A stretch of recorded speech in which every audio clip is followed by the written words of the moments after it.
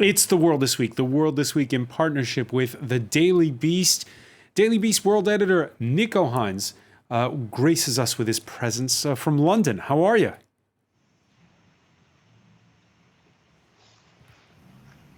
Also with us is Steve Erlanger, Brussels bureau chief for The New York Times. Thanks for joining us. How are you? I'm fine, Francois. Nice to see you. Nice to see you. Nice to see Matthew Dalton, Paris-based reporter for The Wall Street Journal. Nice to see you, Francois. Busy week? Really busy. Really busy. All right. A lot of submarines. A lot of submarines. Joining us from that hardship post they call Saint-Tropez, Dana Thomas, author of Fashionopolis, The Price of Fast Fashion and the Future of Clothes. How have you been? Great. Lovely to see you. All right. The World This Week on Facebook and Twitter. Hashtag World This Week. A stab in the back, a breach of trust. France's foreign minister fuming after Australia's surprise dumping of a deal for 12 French diesel-powered battle-ready submarines in favor of a new three-way defense partnership with the US and UK, along with Washington providing the technology for 8 nuclear-powered subs. I'm really angry. What worries me is the behavior of the Americans. This unilateral, brutal, unpredictable decision looks a lot like what Mr. Trump used to do. Those are fighting words. Interesting when you see the anger of the French foreign minister. We should tell our viewers, Matthew Dalton, he's one of these political survivors because in a previous life, he was the defense minister, Jean-Yves Le Drian. He's been in government a long time. Right. He negotiated this agreement for President Hollande, Emmanuel Macron's predecessor, as defense minister. Then he became the foreign minister. This was a huge deal. It's called the contract of the century by the French media. It's worth tens of billions of dollars in the coming decades. It's also part of a greater vision that France has for projecting its influence, also European influence in the Indo-Pacific as part of a bulwark against China. It was sort of a big play by France to be a kind of player on the global stage in the Asia-Pacific region. So this was a big strategic contract for France, for its industry, and the fact that the U.S. swept in and apparently with just a few months of negotiations behind the scenes, behind their back negotiations. You went earlier to a briefing at the foreign ministry. Were they really that surprised? They were really surprised. So the French say that... Really surprised. They were really surprised. I mean, the French say that Emmanuel Macron, that the Australian Prime Minister Morrison brought this up at a meeting with Macron back in June when they had dinner, that he had some concerns about the contract. Nothing existential that would call into question the actual future of the contract. They had numerous, so the French took that as a potential alarm bell. Let's listen to Scott Morrison, because to hear the Prime Minister of Australia tell it, he kept Emmanuel Macron in the loop. Yeah, well, we've been speaking for some time, and I had dinner with him back in Paris back in late June, and we talked about these very issues and the serious situation that Australia was facing and the needs that we would have and the challenges that presented with that submarine program. So I understand they're disappointed, and that's very, very clear, and we'll work through those issues. But the French press points instead to an August 30th Franco-Australian meeting. That's less than 3 weeks ago, with an official communique out of Paris that seemed happily oblivious to the trouble ahead. In this virtual sit-down, you had the foreign and defense ministers from both countries saying they were committing to strengthening cooperation, underpinning the importance of the future submarine program. Steve Erlanger, someone's telling pies. People hear what they want to hear. I'm sure you've experienced this, Francois, yourself. I think the contract was in trouble. I think the French knew it was in trouble, but I also understand why they're so angry, why Le Drian, who is a very nice, calm guy generally, was so énervé, because honestly, it's a humiliation for France. It's a blow to its notion of global France, if I can say that. And it looks like the perfidious Albion has stolen a march. Now, the issue from the American point of view is the Australians were unhappy. The Australians came to the Brits came to the Americans. Basically, Australia, I think, facing a new China. This Xi Jinping's China is not the Xi Jinping China of 5 years ago or 6 years ago. A counterweight involving the Americans, also the Brits, but basically the Americans matters more. It's a bigger symbolic. But here's the bit But Steve, here's the bit I don't. Yeah. Here's the bit I don't understand. The only other Western presence in the Pacific besides the U.S. is France. It's got a navy that's well deployed.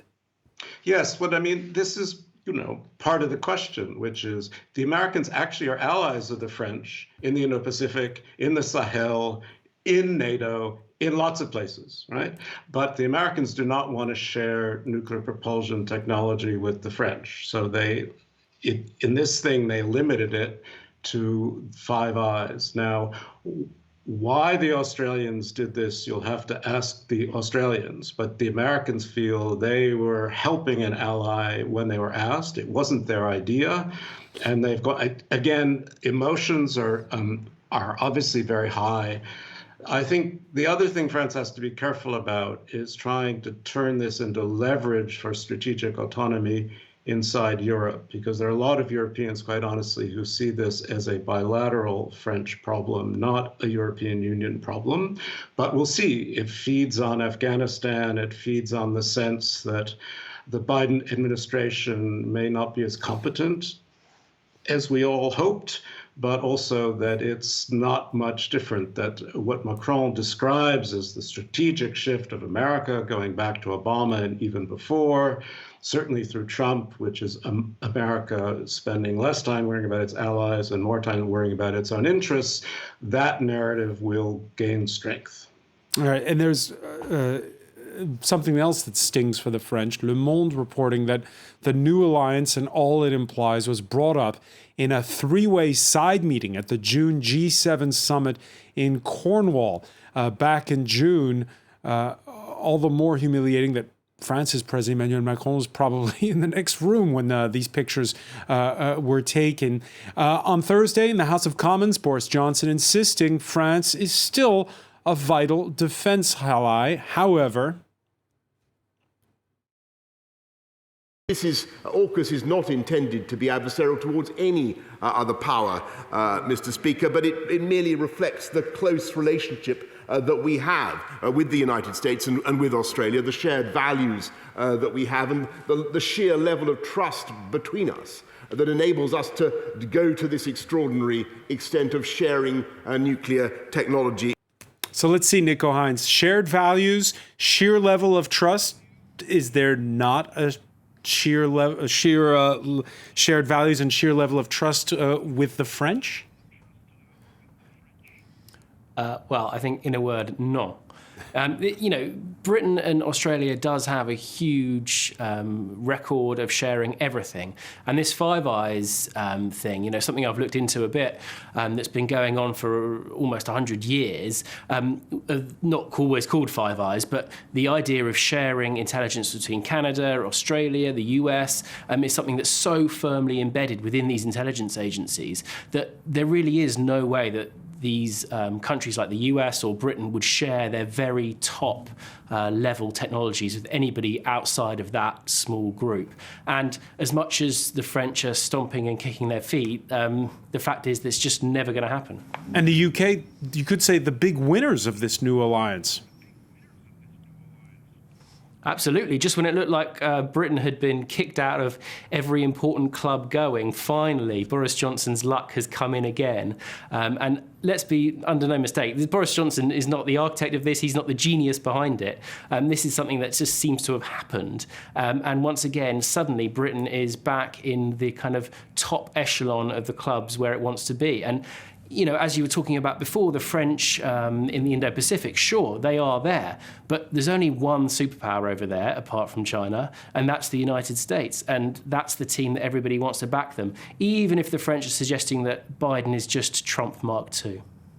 Dana Thomas, we talk about, the old rivalries between France and the English-speaking world. We think of it often as something of the past, right? Except for when there's rugby on, and that we have a English-speaking president who happily does so now. We thought it was is this a turning point? Are we going back to those days? I think already Brexit kind of brought us back to those days, and yes, the roast beefs versus the frogs, definitely. This was a big hit for the French. The one thing they know how to do well is build submarines. Not a lot of countries do. So that was already, a hard hit. But then it fell on the anniversary of Havre de Grace, the big battle in the Chesapeake Bay, the last great battle of Lafayette. And, so it was like a 1-2 punch for the French. And the British delivered it again. Thank you very much. The British delivered it. Yeah, I mean, no, they didn't, but it certainly feels like they did, right? Everyone's got their knickers in a twist, as the Brits say. Matthew Dalton, of course, it's not just France that's upset over this new I suppose we're supposed to pronounce it AUKUS, Australia, UK, US AUKUS. alliance. Let's hear from Beijing on this.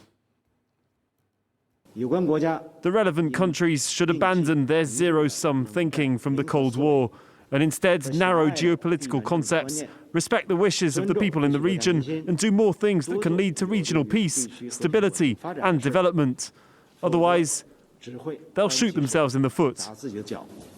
They'll shoot themselves in the foot. Well, Beijing's concern here is that this is a potential nuclear non-proliferation issue because these are nuclear submarines, nuclear-propelled submarines. The U.S.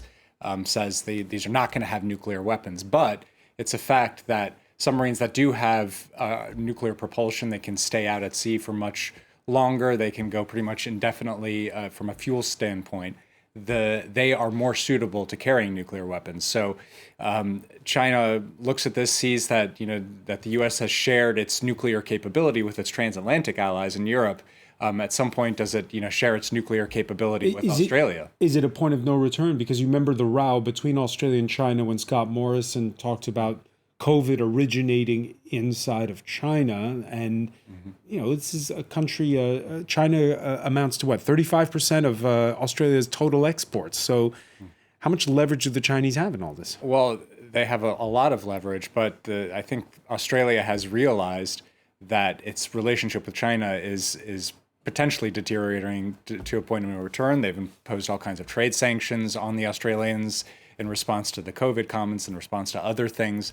So, this is Australia reading the writing on the wall and saying maybe we do have to align ourselves with the other Asian superpower, the U.S., much more firmly. France is pretty distant. They're not in the Pacific in the same way, obviously, that the U.S. is. France is pretty distant. So is the rest of the European Union, you might argue. News of the alliance breaking the day of the publication of a long-planned Indo-Pacific policy paper by the European Union's foreign policy chief. The irony was not lost on Josep Borrell. It is a good opportunity to recall, to reflect on the need to raise the issue of European strategic autonomy. It is more proof of the need to exist on our own. So, Stephen Erlanger, earlier you said you're not sure that the rest of Europe shares this feeling of outrage that the French have right now. Listening to Josep Borrell, it sure sounds like it. Well, Josep Borrell, as you may have understood, doesn't speak for the rest of Europe. In fact, one often wonders who he speaks for precisely, to be honest. He's a wonderful guy, a Spanish socialist who has different interests. And I think much more telling will be what happens in the German election, which is not really very far away, because if the French want, and I think everybody wants Europe to spend more on defense and be more capable. But as Ursula von der Leyen herself said Wednesday, it's not a matter of capacity, it's a matter of political will. So who will join the French in political will? Will the Germans do it? They're very reluctant.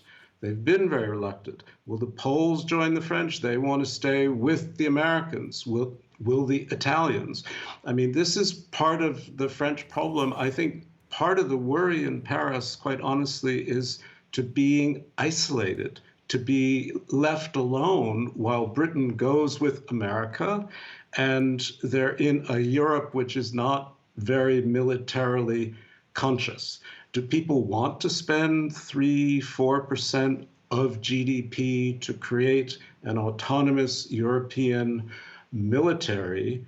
And to do what exactly? And to do what without the Americans? I mean, that's a real question. I mean, I'm not judging it, but that's the dilemma that Macron has. And if he asks too hard, he's going to drive the Germans away, which is his dilemma as he approaches his own re-election in April. And just very briefly, Nico, before we go to the break, and we'll talk more about Germany afterwards, is this some kind of watershed moment, or will this pass? What I found bizarre about this is how much France have seemed to want to turn this into a massive global story about how they've been humiliated. The only reason we're leading this programme on this issue is because the French have had such strong words to say and have turned this into such a big row. Would we really have been covering some kind of military deal about submarines that were going to come into effect in 10, 15 years' time if there hadn't been this huge diplomatic spat? Yes, it still would have been a big story for people who were obsessively covering these things. But I think the French have turned this into a story all over the world about how they're no longer at the top table.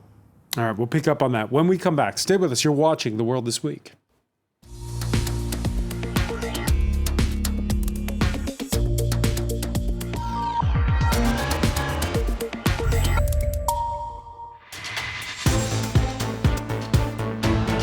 Welcome back, or welcome if you're just joining us. It's The World This Week in partnership with The Daily Beast.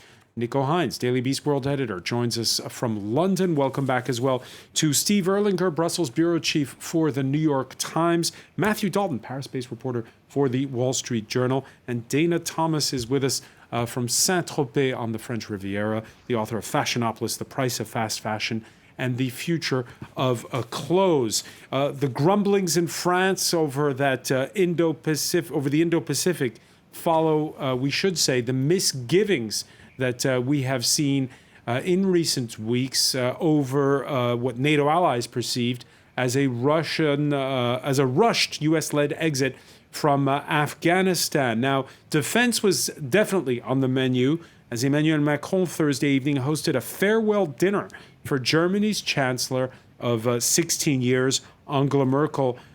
You might say also retiring as unofficial leader in Europe. We remember in particular, Matthew Dalton, during the Trump years, how she seemed to emerge. When you watch the optics of that dinner that took place on Thursday in the context of what we're discussing, of where Europe stands, how replaceable or irreplaceable is Merkel at this point? Well, I think de facto, the Chancellor of Germany is going to be the leader of Europe, and that was particularly true for Merkel during her tenure because she was there for the longest at a certain point.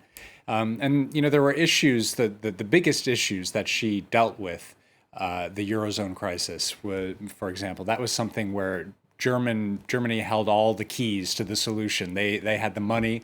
They held sway over the entire bloc. Nothing was going to happen without Germany's say-so. So her position on that was absolutely crucial. And then, of course, during the migrant crisis, she kind of became the conscience of Europe in that particular moment, but at the same time also aroused a lot of anger in other countries.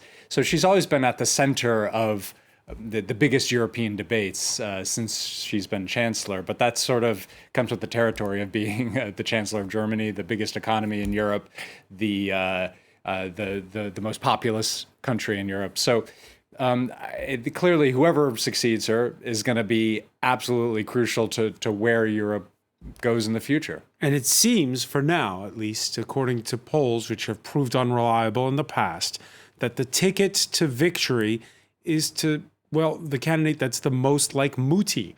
There's 9 days to go till the election. There was a candidates debate last Sunday.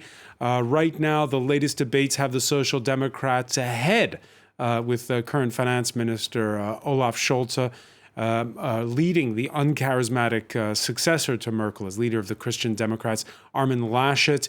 Kind of an odd campaign when the leader of the center left poses on a magazine cover appropriating the Merkel trademark triangle hand pose.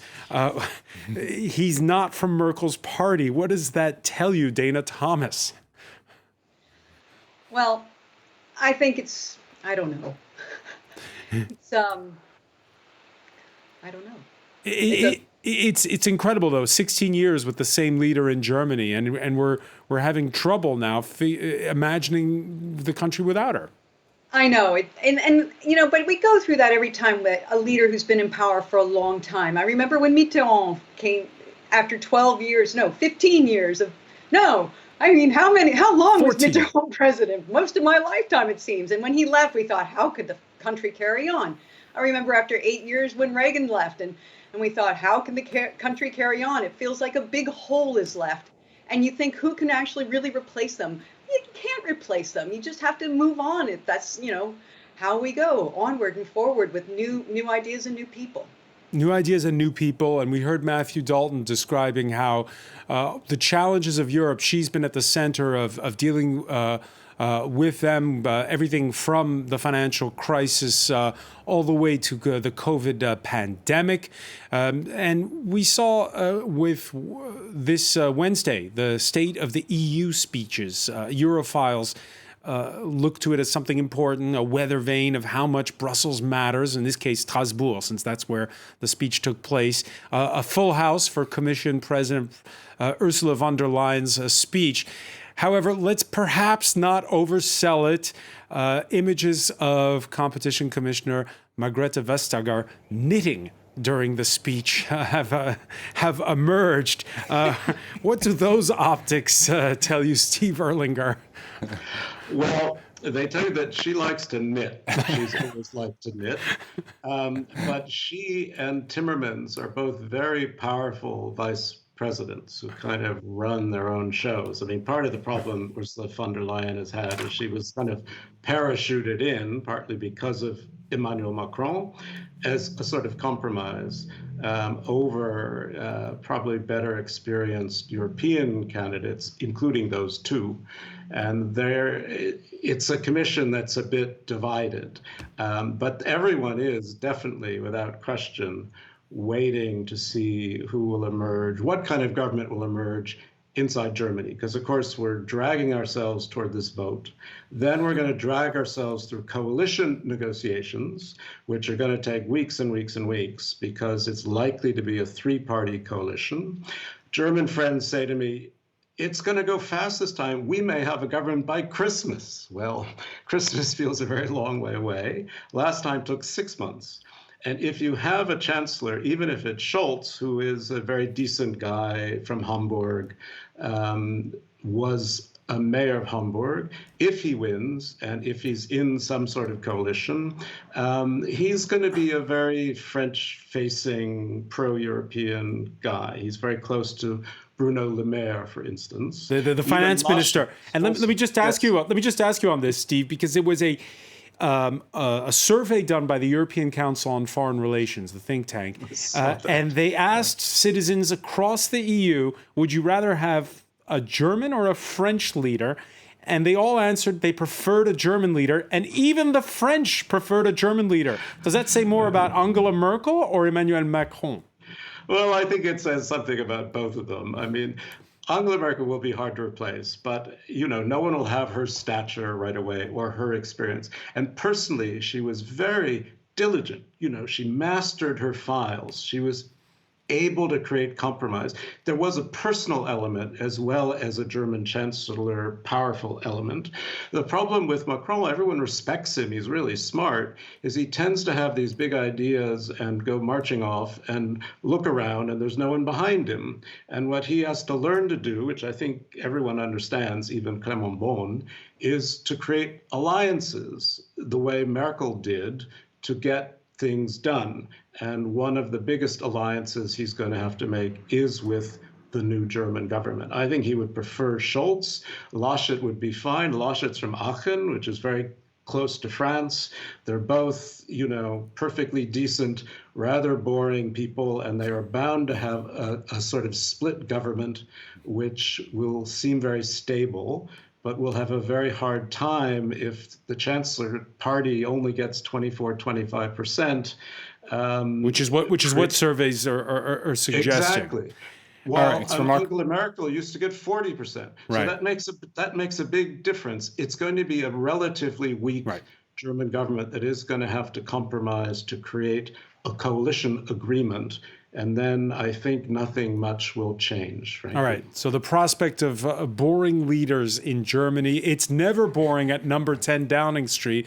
Boris Johnson chairing his first cabinet meeting this Friday since a major reshuffle this week by the British Prime Minister. Among those out, a gaffe-prone education minister. Among those demoted, Bojo's partner in crime during the 2016 Brexit campaign, Michael Gove. Kicked upstairs, a foreign secretary who insists that in no way did he play paddleball on the beach while staying on vacation when Kabul was falling. In Dominic Raab's place, conservative base party favorite Liz Truss. She rises from commerce and international trade to the foreign ministry. What's your takeaway, Nico Hines, from this reshuffle? Well, people here are kind of saying that it's the Conservative Party getting ready for a new election. I can't believe that can be the case already, that we're going to go around again. Hopefully it shouldn't be until 2024 that there's another election here, but there could be one, well, they're talking about getting rid of the Fixed Term Parliaments Act, which means that Boris Johnson could call an election at any moment. So we should all be kept on our toes.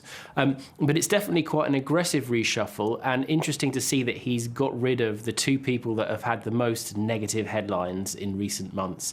Dominic Raab, who, clearly did the wrong thing by staying on his luxury holiday when he should have been trying to help the situation in Afghanistan.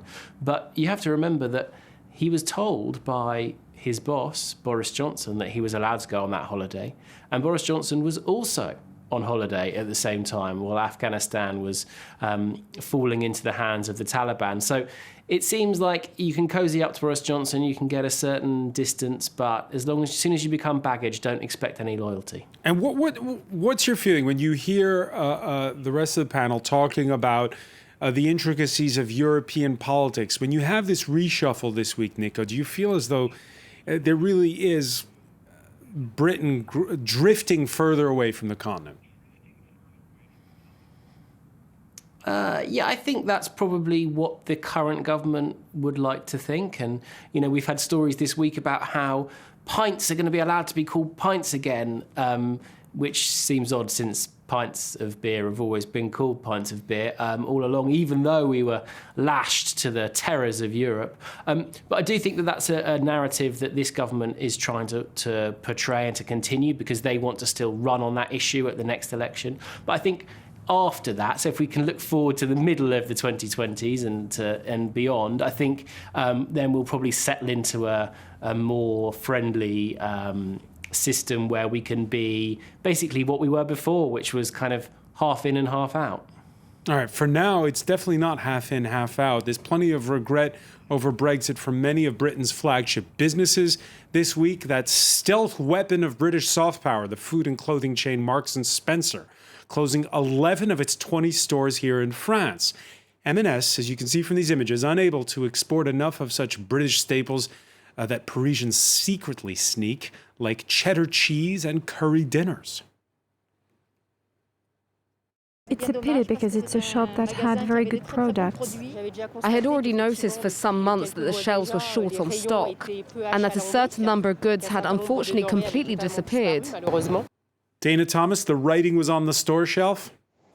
Oh, yeah. I mean, the gourmet grocery stores of Paris, but not just only, were as bare as old Mother Hubbard's cupboards for the first 6 months of this year. And then they worked it out a bit, and you could get some Fortnum & Mason tea and some digestives again. But, you know, the Marks&Spencer pullout is a big sign. And it's not just in the food business, it's also in the fashion business. You know, 42% of British luxury goods are exported to the EU. Designers are caught paying in fees, their deliveries are late, and that costs a lot of money in the luxury fashion business, so much so that Paul Smith is talking about moving some of his production, what little there is in the UK, to Europe. So it's a bad sign for Britain's economy, and it's also a really bad sign for Paris, which has already got a blight right now of empty stores and of after COVID. I mean, every third store is empty or papered shut. And, you know, Madame Le Maire, she wants to run for president, that she couldn't somehow work this out so Marks&Spencer doesn't close that huge store next to the Apple store in the heart of Saint-Germain, leave it sitting empty, is a bad sign for her upcoming campaign. A bad sign for upcoming campaign for now. Matthew Dalton, is that just temporary? I'm just amazed. I think that this is a sign that the world has been turned upside down, where the French are complaining about the inability of Britain to export its food to France. I think, but it seems, and it's amazing that French people really do like Marks and Spencer's. And I'm American, but I love the peanut butter. I'm gonna be really upset. Is it British peanut butter? Apparently it is. Yeah, maybe it's not actually packaged in Britain. Okay. But I think it's a blow for Paris. I mean, and a blow for the UK. I mean, a blow for the company. It's just it's a completely self-inflicted wound, as a lot of critics of Brexit call the entire project. So put another. And it's about Brexit or it's about COVID? Well, it seems. I mean, what I've been reading is that it's a lot of it is about the tariffs that now face European exporters shipping to the EU. So I think it's, when COVID is gone, Marks and Spencer's will not come back to France, it seems like. Yeah, Nico Hines, at this point in time, again, I know that public opinion is traumatized where you are, but is there... You talked about us eventually getting to a point where Britain returns to its status of half in, half out. How hard is the pinch right now, and what do people feel about it? It's actually really bad, and the shops here do have big empty shelves and notes up sort of saying things like, we're having some supply issues, we'll hope to get it sorted soon. What most of them are not saying is it's because of Brexit, you idiot voters who voted for it. But that is kind of creeping in and becoming more of a kind of factor and permanent facet of our economy. And at the moment, I think because of COVID, because we're all in some sort of crisis world, we're wearing masks, we don't know what's going on, people haven't quite noticed the huge difference that Brexit is already making, but it will get worse and worse and worse. We can't fill our own grocery stores over here. I'm not surprised we couldn't fill our grocery stores in Paris. All right, finally, the grocery store shelves, which are lacking Fortnum & Mason teas. There is, though, something to come and see here in Paris. From beyond the grave, the ultimate pinnacle of these two rag-to-riches artists, for the next 2 weeks, Paris's Arc de Triomphe, wrapped up according to the instructions of the late Christo and Marie-Jeanne, the pair who met in Paris in 1961 and started sketching the concept exactly 60 years ago. They have wrapped things all over the world. The French capital's Pont Neuf in the 1980s, the Berlin Reichstag in 1995, and now finally the monument that's home to the tomb of the unknown soldier. Christo's nephew is Vladimir Yevovovich. People can make out of it whatever they want and feel. Ultimately, Christo and Jean-Claude's work is about freedom. And this is an expression and a scream of freedom. It's quite something to see an iconic monument all wrapped up, Matthew Dalton? I haven't seen it yet. I really want to go see it. The pictures look very cool, and I'm glad they've wrapped it in recyclable plastic. So that's good. I think the next trick is just to make it completely disappear underneath that, like a David Copperfield magic trick. Well, one of the conditions, Steve Erlanger, was to keep it open to the public because it's home to the tomb of the unknown soldier, and it's quite impressive to see that the workmen are on it permanently over the whole period. I was over there yesterday and today, and it changes according to the light. Your thoughts on this idea, especially because Christo dying in 2020, and that here his legacy is hard to miss. It's right there in the middle of Paris. I think it's lovely. I can't wait to come see it. I still remember what he did in Central Park, which was stunning. It's a way of altering our expectations. It's a way of disguising things. There are some buildings in Brussels I wish someone would, frankly, come and wrap myself. But this is nice. I mean, there's a sort of palais of justice that has been under construction for about 172 years, and that could use a good wrapping. A good wrapping. Recycled paper, Dana Thomas says Matthew. And the whole project's self-financed as well. Well, it's just the perfect sort of posthumous love letter, in a way, to Paris. Christo escaped from the Eastern Bloc and landed in Paris in the late 1950s, and he lived in a chambre de bonne overlooking the Arc de Triomphe. And so for him, it was a monument to conquer. He started wrapping this, doing his sculpture wraps in that chambre de bonne in Paris while looking at the Arc de Triomphe. He's wrapped it in this beautiful fabric that has pulverized aluminum in it. So it, like you said, with the light, it just changes a silvery blue, but with the sunlight and the sunset and everything, it just changes beautifully. Every pleat perfectly designed, every rope and cord perfectly placed. And he did this, before he died, and left it to the city as his adieu. And I think it is just the most poetic and beautiful and complete story he could have done. It's going to be up till October the 3rd. The roundabout will be closed to the public on weekends, over the next 2 weekends, so everyone can get a closer look. It reminds me of an elephant. A toilet paper? A big toilet paper. Wait, so is this the actual installation, or are they doing something under it? So, Nico Heinz, are you coming over? I'd love to. I seem to recall a few weeks ago when I was last in Paris that you and I had an argument about the awful cars that swirl around the Arc de Triomphe. So as far as I'm concerned, it looks great from the pictures. And for me, just the idea of strolling across without all those cars buzzing and burbling and actually appreciating the Arc de Triomphe in its new state, that will be the real win. All right, you're priming the pump for another discussion, that about the new 30 kilometers an hour speed limit rules in the French capital. Unfortunately, we don't have time for that. That is a wrap for us. Nico Heinz, I want to thank you for joining us from London. Dana Thomas in Saint-Tropez, Steve Erlanger in Brussels, Matthew Dalton, thank you for being with us here in The World This Week.